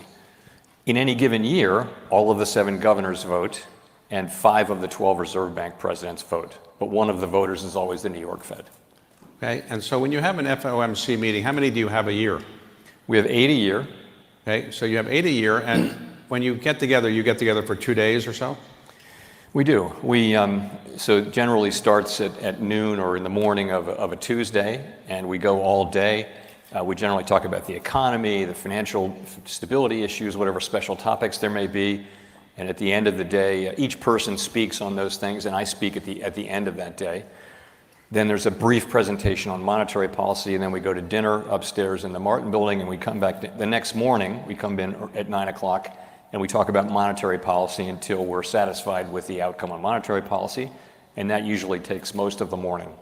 Okay, so when you go into an FOMC meeting the first day, do you pretty much know where you want to come out at the end of the second day, or you want to listen to everybody and you haven't made up your mind yet? You know, the way it works is that, I talk to the other 18 participants regularly, and I talk to all of them at least once in the 10 days before the meeting. And I'm thinking about this 3 or 4 weeks before the meeting. What should we want to achieve? What data do we need to see? How do we want to change our communications? All those things. And so I talk to people, listen to them, and I try to put together an answer that has broad support on the committee. And so when we go into the committee on Tuesday morning, I'm confident usually that I know where this is going to go. But things happen. We get data during the meeting sometimes. Events happen. But largely, you go in kind of knowing what the likely outcome is, and that's the design of it.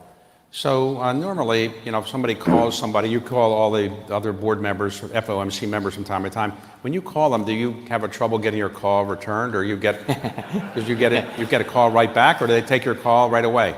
These calls are scheduled generally, and they go all day long. I have, like, the Friday before the meeting, I think I have 11 half-hour calls, and it's pretty. We talk about the economy. We talk about very specific aspects of the economy, about our mandate, and then we talk about policy. So there's a lot to talk about. I take pretty careful notes, and people think, but by this point, they've read all of the preparatory materials probably twice.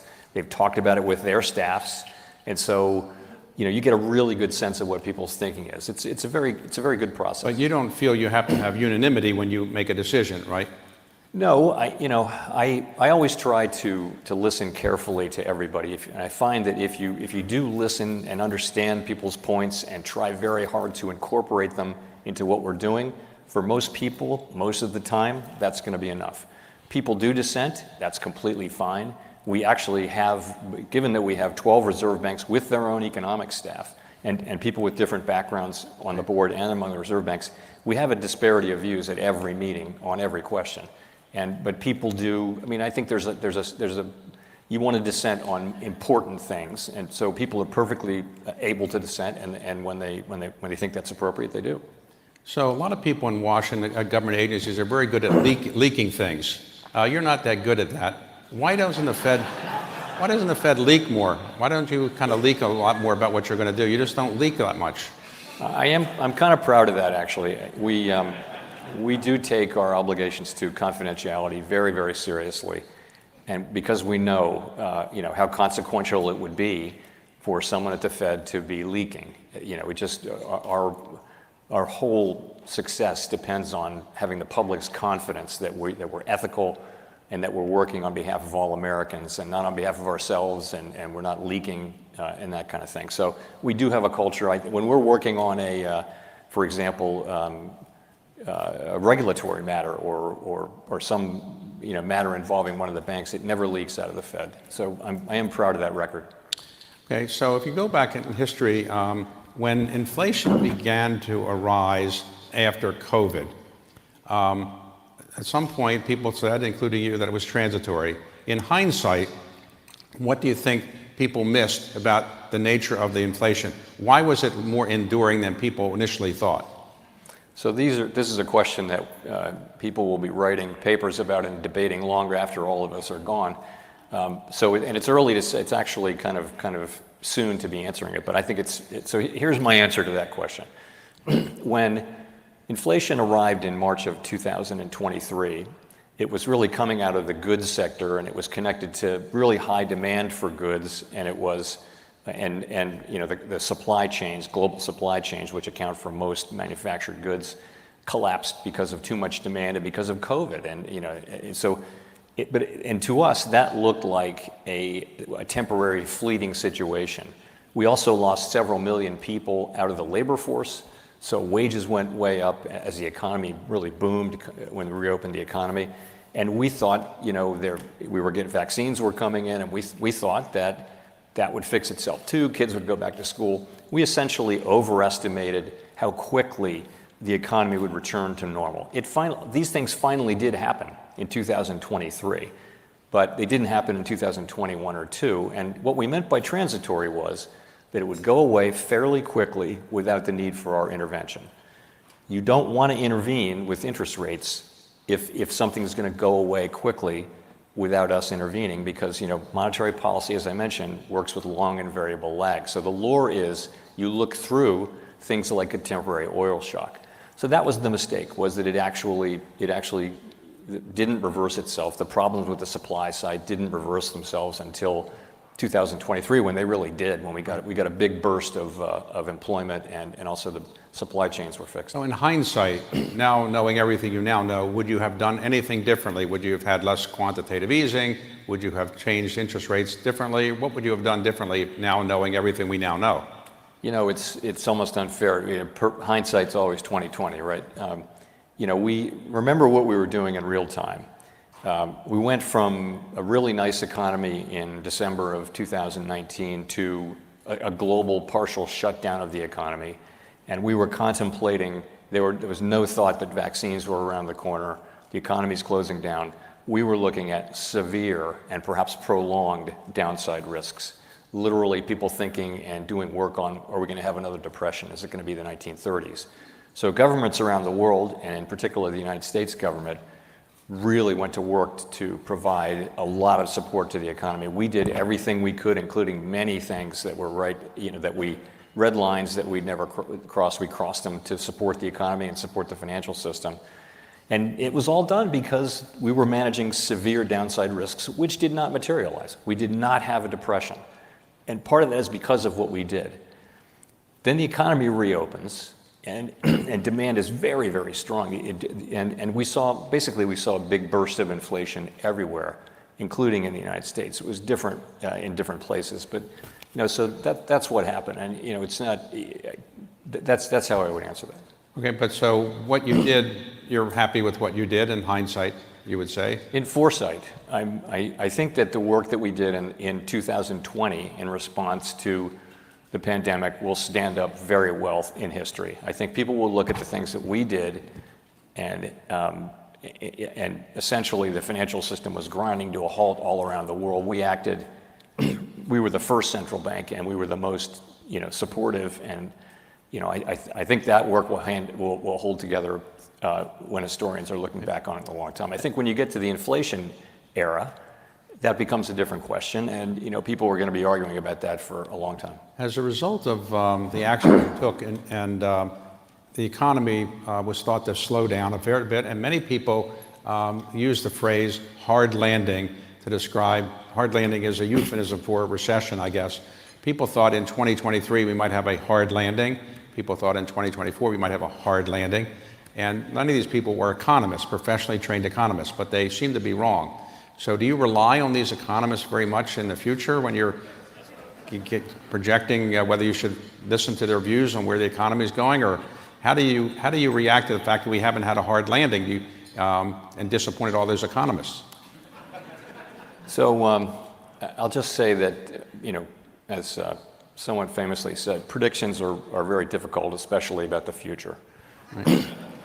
And also, I know a lot of economic forecasters, and forecasters are a humble lot with much to be humble about. It is extremely difficult. Every good forecaster will tell you that it's very, very hard to know what the economy is going to do. To give you a good example.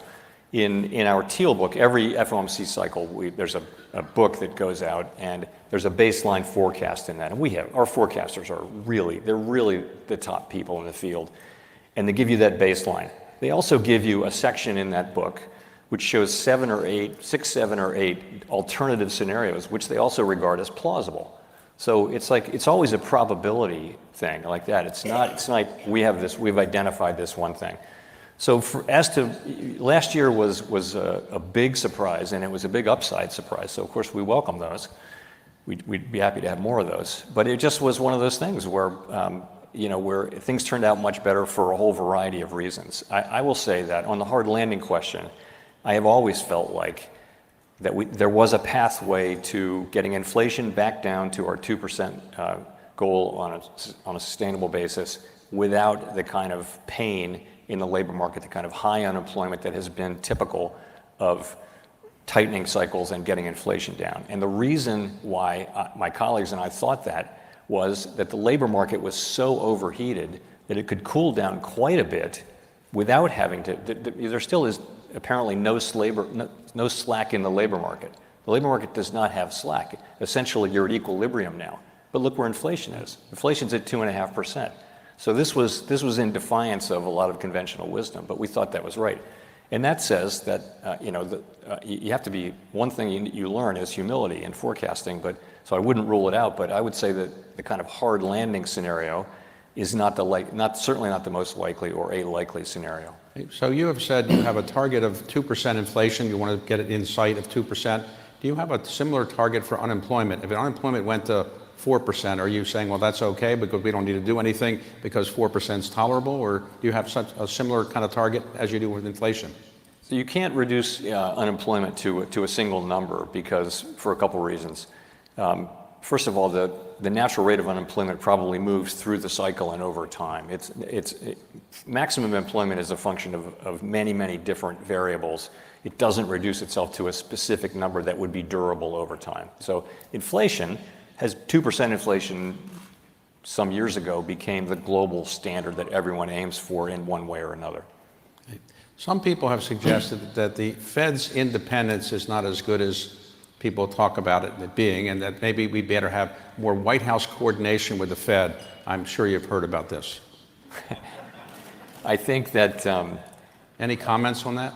I'd be happy to comment on what independence, on the point of central bank independence. So I think a long time ago, people have learned that a central bank that's independent of political consideration does a better job getting inflation under control. And that is accepted wisdom in all advanced economies around the world. It's also a principle that has very, very strong and broad support where it really matters, which is in Congress. You talk to senior leaders in both chambers, in both political parties, and they all understand that you want an independent central bank that doesn't run monetary policy to support or oppose any particular politician or political party. Independence is one thing, but you still have some information sharing. So how do you coordinate or share information with the administration? Do you regularly meet with the Secretary of Treasury or White House staff people, or how do you communicate with them? So there's a very standard set of relationships which doesn't change at all, administration to administration, and you could start anywhere, but Council of Economic Advisors is in the White House. We have lunch with them every month or so, although they get canceled sometimes because we're all busy. That's one thing. I have breakfast with the Secretary of the Treasury every week, unless she's traveling or I'm traveling. I have, since there was a National Economic Council, there's been a regular / sometimes irregular breakfast with the head of the NEC, and I do that too. You ever get a call from the President of the United States saying interest rates are too high or something like that? So, ever? No, I would say that meetings with the president are rare and appropriately so. Okay. So you were originally appointed to the board of the Fed by President Obama, yes. And you were appointed chair by President Trump and reappointed by President Biden. And your term as chair goes through, I think, May of 2026. That's right. So, any thought about staying through all the way through May 2026? You're going to do that?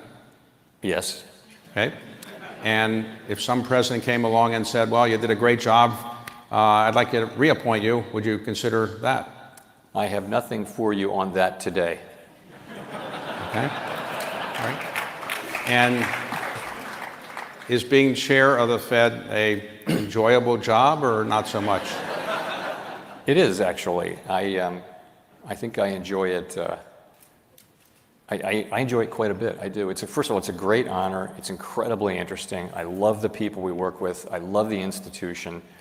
At this time in my life, it's just been a great thing. I'm in my 13th year there now, and it's been really challenging and all that. But what else would you want? I'm very happy doing the job. So you're obviously in pretty good shape. How do you stay in shape? Do you walk a lot, or you ride bikes, or what do you do? Yes, I do. I do those things. I swim, I ride my bike, I go to the gym a lot. I try to stay fit, as you'll remember from our days together. Right. So but when you were, let's say, riding a bike, do people, get out of the way, or do you have? Nobody knows you with a bike helmet and goggles on. You're just another person on the road. So I think you have said somewhere that when the Fed does lower interest rates, not saying that you're saying it's going to do that, but if the Fed does lower interest rates at some point, you didn't think it was ever going to go back to kind of the free money practically of years ago when interest rates were almost zero. Is that a fair statement, that you don't think it's a good idea to go back to interest rates as low as they once were? The period between the global financial crisis and the pandemic was historically unusual from the standpoint that we had ever lower interest rates through that era, including a part of the era when, for example, sovereign debt of major European sovereigns was trading at a significantly negative rate. And so that was quite unusual. And still, even with rates that low, inflation was very low, below target. So the question is what caused that, and are the forces that caused that gone for now? And I think most people attribute the low inflation era to slow-moving forces like demographics, globalization, technological evolution, things like that. And those may or may not have changed. But nonetheless, I look at where we are now. Our funds rate is 5.3%, roughly, give or take. And it feels like it's restrictive, but not severely restrictive. So it tells me that rates, at least for now, the neutral rate must have risen, probably has risen from where it was during the inter-crisis period. And I think instinctively, I can't prove this. We're gonna learn about this empirically, but it seems to me that the neutral rate is probably higher than it was during the inter-crisis period, and so rates will be higher. So the Federal Reserve, without saying you're going to lower interest rates at this point, if you did lower interest rates at some time, I thought you had said you didn't want to lower interest rates and then maybe say, well, maybe we made a mistake and we're going to increase them again. You want to have a policy that's fairly consistent for a while. In other words, lower interest rates, but not bounce back and forth every FOMC meeting. Is that a fair summary? That wouldn't be a great outcome, but we don't want to be too risk averse. I think we want to, we know that the economy is unpredictable, and the test we've set is we want to have greater confidence that inflation is moving sustainably down to 2%, or alternatively, if we see unexpected weakening in the labor market, or some combination of those two. And when we see that, and the data really show that, and that's reflected in our confidence and our understanding, then it'll be time for us to move. And we won't worry. Of course, it wouldn't be great if you were moving up and down quite a bit. That wouldn't be ideal. Some of your predecessors used to speak in what I call Fed speak, which is to say incomprehensible to the average person. You try to actually explain things. Is that because you're not an economist, or you just like to explain things better because you actually sort of explain what you're likely to do at the Fed and then you actually explain it afterwards? Does that upset a lot of people at the Fed that you actually try to put it in English?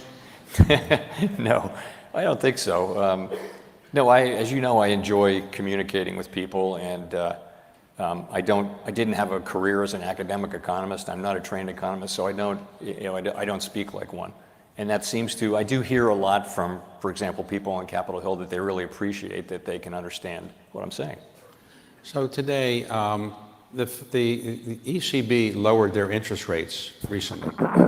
So why do you think the ECB lowered interest rates before the Federal Reserve? Their economies weaker than ours, or what? Yeah, so they're different. There are differences if you look around the world, and the big difference between the United States and many other nations is just that our economy has been so much stronger. Europe went through, the European Union went through significant Eurozone, a significant period of very, very low growth, while we were growing, 3% plus last year. So we're in a different place. And actually, what's What's more remarkable about the current situation is how much there is in common between what happened. Inflation broke out everywhere. Central banks did kind of very similar things. There's little differences in timing in terms of starting to loosen policy, but really the era, I think, will be known much more for its commonalities than it is for its differences like this. So when the FOMC makes a decision, let's say to increase rates or lower rates, they finish their final meeting, you are authorized then to go out and explain what it is. How long before, after the meeting ends, before you go out and publicly explain it? Is it 20 minutes or so? It's 3 or 4 hours usually. 3 or 4 hours? Yes, because the meeting might end at, I'm out at 2:30 p.m.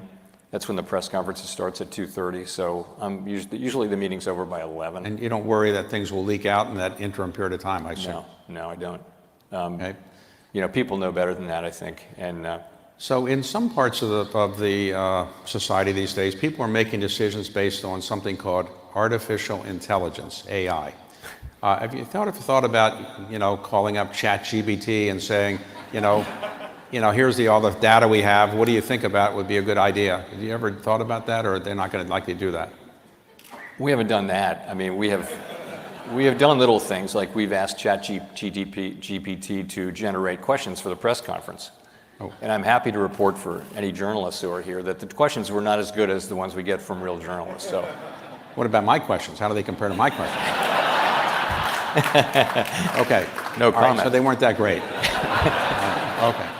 So today, at the Federal Reserve Board, you are not involved in picking anybody who's on the Federal Reserve Board. The president makes those decisions. Do they ever call you for advice on who you might pick or they might pick? It has happened, but it's, I would say, not the norm now.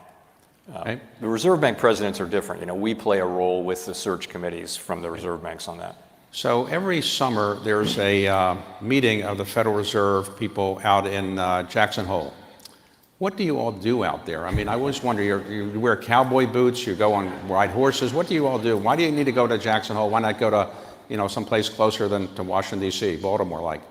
Cowboy boots are worn by some, but not all. I don't wear them myself.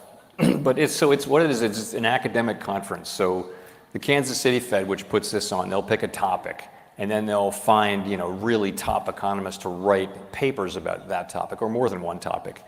You come to Jackson Hole, they present their paper, people critique it, they praise it, and that kind of thing, and that's the mornings. And in the afternoon, people go take a hike, and let me be clear, this is not a rate hike, it's an actual physical hike. But you usually make a speech out there, I think, yes. every year. That's traditionally, not every. I've done this every year, but not every Fed chair has done it every year. But I give the opening speech, and it doesn't have to have anything to do with the topic of the conference. I just give a speech. And is it carefully worked on by the staff? You make sure you say something that sounds interesting, but you don't make any news? No, actually. So I try to do. Typically, what I do is I talk about it's really focused on the economic outlook and that kind of thing at any given point in time. At Jackson Hole, I've tried to take a step back or move to a higher level and try to say things that have a little more generality to them and see what can we learn, for example. Now, the Federal Reserve is over 100 years old. It was created under Woodrow Wilson. If you were around then, what would you have suggested they do better than they did in creating the system? Or do you think the system works pretty well after 100 years and you wouldn't change it very much? So I'm giving myself perfect hindsight here. I would do what Congress did in 1933. So the original Fed didn't have an FOMC, and it really didn't function very well during the early parts of the Depression or during other. So in 1933. The current structure was put in place, and that's with the FOMC, with the number of governors and the voting arrangements. And I think that arrangement is fine. It works really well. In the 70s, the dual mandate was added, but ultimately, we're not looking for any law change. We think we have the authorities that we need. We think that the law is in just a fine place. Okay. So basically, you think the system works reasonably well. I do. As it is today. And today. What is the biggest economic challenge you think facing the country? Is it growth? Is it inflation, hard landing potentially, or what are you most worried about? What keeps you up at night, if anything, in the economy?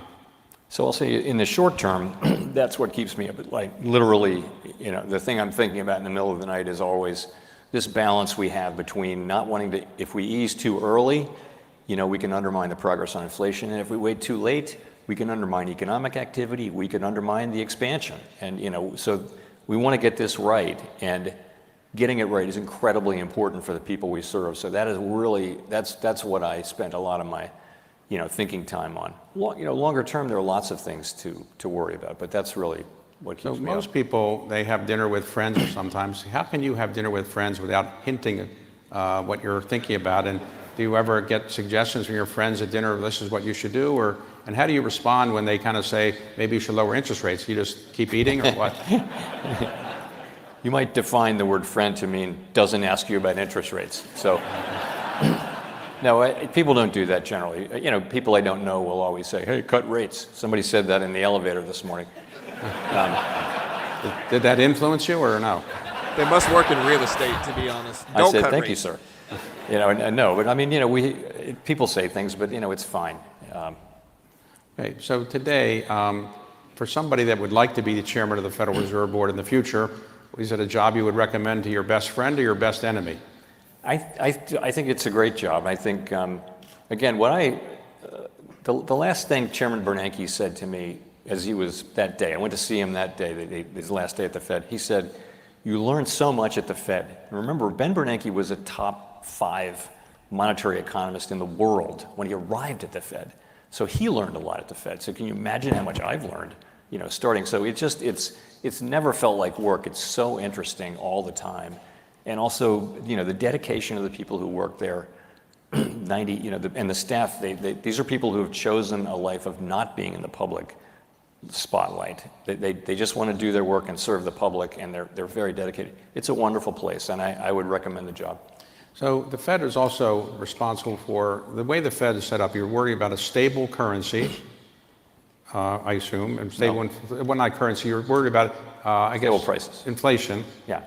And you're worried about unemployment, but you have you don't make any decisions about what the impact is going to be on the currency or the dollar. In other words, the impact of what you decide to do on the dollar is not something you're mandated to worry about. Is that right? That's right. The administration has that portfolio, the management of the dollar for what that is. It used to be something different than what it is now. But for us, the effects of the things that we do or don't do on the dollar are just another financial variable like equity prices or things like that.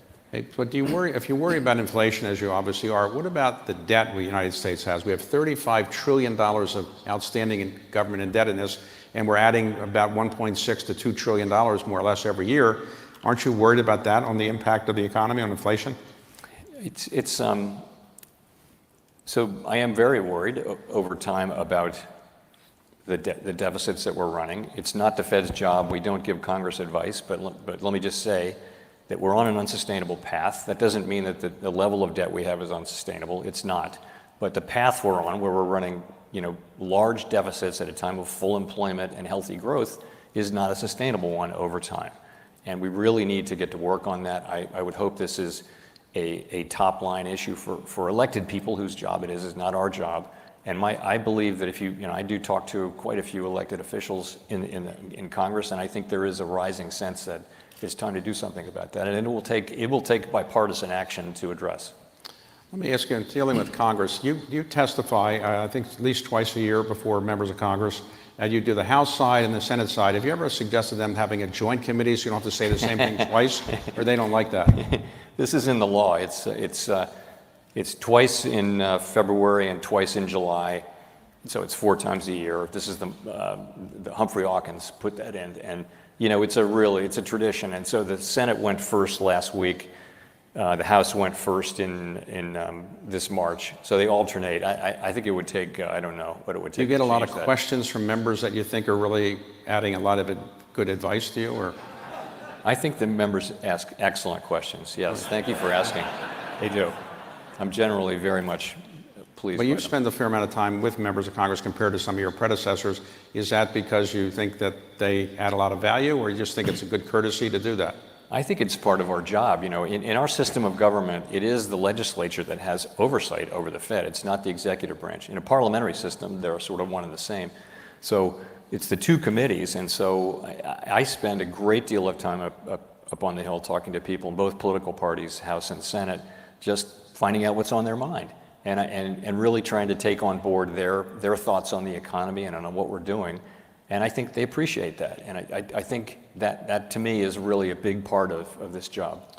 The Fed depends on data, but how good is the Fed data collection efforts? In other words, are you using the same data collection methods you used 20, 30 years ago, or do you, because of technology, you have better data collection methods than before? And are you convinced you have data that's as good as the private sector has? Most of the data that we get is the same that everybody else gets. The unemployment data, the inflation data, not collected by the Fed.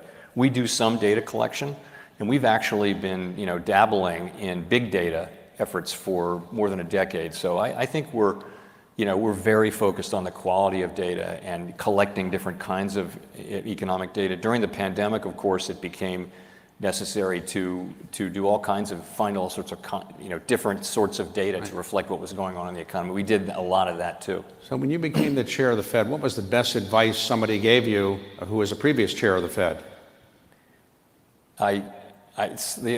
What comes to mind, I can't think of one thing. I thought that what Chairman Greenspan said was get a set of earmuffs. And when you eventually are not the chair of the Fed and if somebody succeeds you, what would be the advice you would give them about how to be a good chair of the Fed? To me, I think it's a very special American institution. And it's one that works to serve all Americans. And absolutely critical to that is staying in our lane, sticking to our knitting, not running to reach out to the big hot political issues of the day. And I think that's critical because once you do that, if that's going to be what you do, what's the case for your independence? Congress has given us these powers. They've left us alone to do it. And really we need to do those things and resist the temptation to expand that mandate. That's what I probably will say to my successor. Now, when you want to go out to, let's have a dinner in a restaurant, do you worry that people are listening to what you're saying, they're eavesdropping, or you don't say anything that anybody has to make you worry about? So that is exactly what I worry about. I have found that I get recognized now, and people at the next table are always listening. So we don't really go to restaurants. So what do? You just go in a private room, or you don't go to restaurants? If you're at a restaurant, you need to be in a private room because, of course, the people and by the way, if someone at your table were to be well served and start to speak loudly, everyone's hearing that too. So you got to be. We just don't do that for now. We go to we eat at home a lot. We eat at friends' houses. Okay. Well, your wife is here. Where is she? She's right there. How long have you been married now? 15. 39 years. 39. You had to add that I up. do the arithmetic, yeah. 39 years. And you have how many children? 3 children. And any grandchildren?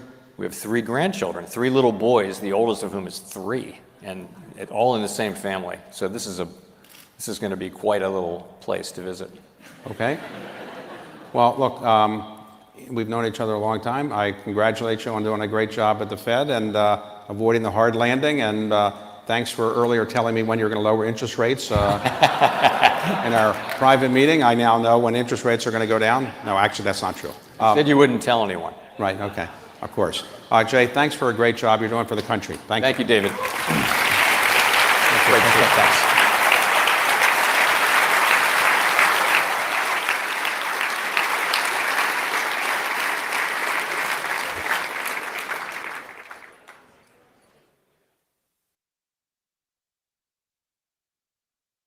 All right, guys. Well, that is it for today. I'm pretty sure. Let me make sure. Yeah, and that's it. Again, if you haven't already, check out our sponsors, guys. Check out our sponsors. Listen, we cover every major economic report, every major earnings report we cover here live like we always do. If you haven't already, check out our sponsors. Check out Apex. Apex is a funded account program. Most day traders lose, and I think that's probably the same with Apex as well. Most day traders lose. Doesn't matter where you go. You can go to Thinkorswim. You go to TD Ameritrade. You go wherever. Most day traders lose. But if you want a cheaper place to lose, check out Apex. Apex will give you a demo. They'll test your skill with a demo first. If you pass that test, then they fund you between 25K up to 300K. But if you lose, the base one's only $35. It's not the end of the world. It's a great way to learn how to day trade, have some pressure on you to succeed. But if you fail, it's not the end of the world. You're not losing thousands of dollars per account like you would if you put the money up yourself. And again, almost all day traders lose. I don't care where you go, who you follow, who your mentor is, what course you take. You're still probably about to lose your first couple accounts. I lost like $4,000 for my first account. And so again, limit your risk. Try a funded account program. On Apex, you can use my coupon code BT. Beginner Trading will get you the max discount. You can get the base one for $35 and the one-day pass. And again, they pay out millions. They paid out over 200 million. Check them out. Another sponsor of mine is a company called Chart Prime. You can check them out as well. Chart Prime is a trading view service. You can use in stocks, crypto, forex, futures. Really good way to learn how to day trade as well. They give you custom trading view indicators. And honestly, I was always kind of skeptical of companies like this until I tried them out. And once I tried them out, I was genuinely impressed. Let's see if I can pull one up here. I haven't even taken a look at them today. But once I tried them out, I was genuinely impressed. Here's the NASDAQ. You see like rising wedges. Like, look at these, right? So this is a 5-minute chart. Okay, so this is a 5-minute chart. Look at the strong sell signal, or look at the strong buy signal show up here, and then look at, like, this is like an hour of follow through. Sell signal showed up there, like an hour of red action. This one looks like it worked as well. So that's 3 for 3 today. And again, this is like $40 a month. One good trade can pay for it. Look, here's a strong signal showing up here. Look at the beautiful follow through there. Look, sell signal here. Boom. Bounce. Buy signal here. Look, bounce. So again, I don't see any of these out of all day today that didn't work. Check them out. It's like $40 a month. I'll put the link up for this as well. Again, they're sponsors of mine. They pay me money. I am biased because they pay me money, and definitely biased in both of these companies' favor. Understand, CFTC 4.41, hypothetical or simulated performance have limitations. Understand, I'm the top 3 worst trader all time in the world right now. Definitely top 3 worst traders of all time. And I also do trade off stream. You're not going to see all my trades. I am not even claiming to be a good trader. My channel's called Beginner Trading. So if you copy me and lose, it's your own fault. Love you all. Y'all have a great day. Tomorrow, we have retail sales data. We also have earnings this week. Netflix earnings, retail sales tomorrow, jobless claims on Thursday. Next week, we've got Tesla, a bunch of big earnings reports. Earnings season is here. We might get volatility from this earnings season as well. So again, we'll see how that goes. Y'all be good. Let me know what you guys think is going to happen. And yeah. Y'all be good. I'll see you guys later. Y'all stay safe. Bitcoin, push it up a little bit, chat. Oh, wait. Let me pull up my Discord. Yeah. I'll see you guys later. Y'all be safe. Yeah. Top 3 most disclaimers in the world right now, soothing. But yeah, guys, I'll see you guys later. Y'all be good. What do you guys think? What's the market doing? Let me take a look at this real quick. Gold has been flying up. Gold break lifetime highs. Here's gold. Gold broke lifetime highs. We got the gold spammers who never shut up and chat. Like, you got to wonder who is spending their time sending bot viewers telling you to buy gold, right? How dare you? Like, gold, gold is such a, like, kind of like a high float thing that you're not going to be able to influence gold at all. We could all buy gold at one time. It's not going to make gold move. All right. So whoever's spending their time doing that, you're dumb. That's all I'm saying. Y'all be good. I'll see you guys later. Y'all have a great day.